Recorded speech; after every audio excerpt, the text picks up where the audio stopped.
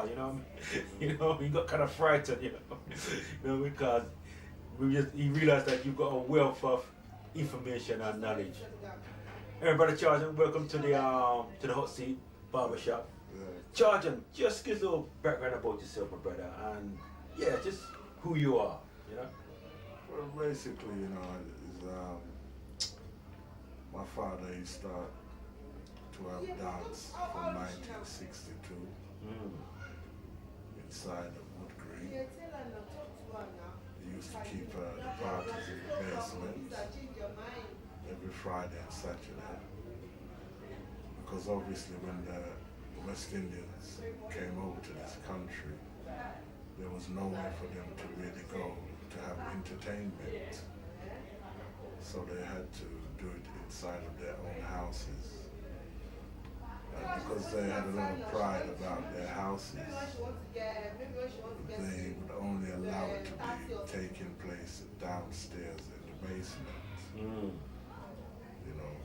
And these dances went on for 2 days sometimes, Friday, Saturday, Right. into Sunday. Okay. Would you say that that is where we was able to come together in terms of the dances in those days? There were people. I mean, me and you were speaking earlier one time. You said that one of the things people would network with each other and so forth. Would you say that that's how people really come together through the dances? Well, it was a social gathering. Social gathering. Okay. Yeah, so that, well, like I said before, there was nowhere where anyone could really Okay. go. So they was forced to be in that community with each other in the week and at the weekend. Mm-hmm. So everything was discussed, housing, Find a job. partner where they used to put their money together. That's right. One person get their money this week, Mm-hmm. then another person get a lump sum the next week. Everybody put money, Mm-hmm. and that's how they would get their own places and things like this. And they would also be able to get a job. Yeah, people know who's the job's going on or whatever. Yeah. They'd be able to get a job. Oh, sugar. I'm clean. I'm not packing. They'd be able to get a job. I'm not packing. Mm-hmm. I'm packing. They'd be able to get a job. Mm-hmm. Anywhere that the people knew there would be a job there. If you just come from the Caribbean, Right. they would say to you, oh, there's a job down at Metrobox, there's a job at the British Rail, Okay then. or there's a job on the buses, or Right. there's a job in the hospital.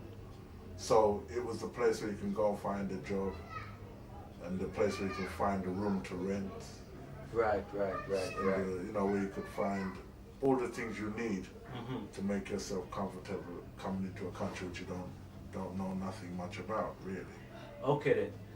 That's quite interesting. What I want to do, I want to spin it round, Charger, because I mean, we established there that the sound system or in those days there, or having house parties, it's not just people just come together and listen to music and so forth. Also, it's social, and also people get work and find out what's happening in the community, so Yeah. to speak. Yeah. What I want to spin it around now is that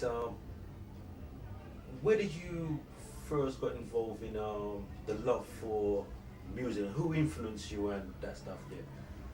Well, like I said, from 62, my father keep the dances downstairs in the basement. So we're listening to all the music. You understand? We're hearing everything, from Fats Domino, Right. his master's voice, those 78s, on the small grammar used to be played. And, there wasn't much other music for us to listen to apart from the radio, which it was rock and roll music. That was not really. How long? Well, half an hour. or so. Okay. Alright.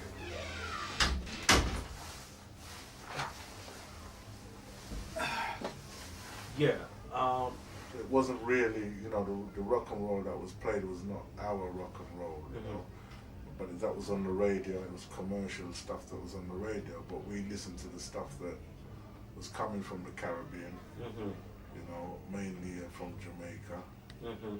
you know, plus the other islands, you know, the calypso, Okay. you know, whatever music was coming from the other islands. From Mhm. Jamaica, there was the ska, the blue beat, the rock steady. Right. All Right. these music was coming from there, the R&B, you know. And, Right. so that's where we get our influence from, those music. Right. You know? So the question will be now, which sound you used to follow in the early days or so? Well, in the early days when we was growing up, there was so many sound systems everywhere. Everyone had a sound system on their road, or their uncle had a sound, because it started like in the christenings, the birthdays, and the funerals, you know. There'll always be someone with a sound system who comes to play. You understand me? Mm. They might not be very famous, but they got their records and they got their sound system, and they play at these places. So that's really where we first encountered sound system. You know, maybe when we was 3, 4 years old, and you're running up and down inside of the christening or what have you. You know what I mean? And we're hearing this music playing. Mm-hmm. You know, it's constantly playing around us. So it's like we was born into it. You know. Mm-hmm. The first sound systems that we independently go to is the ones that either we formed ourselves or our friends' sound system. If they're playing somewhere, Right. we go there. You know, some nights we would go to like 5, 6 different places Right. because there was many sound systems.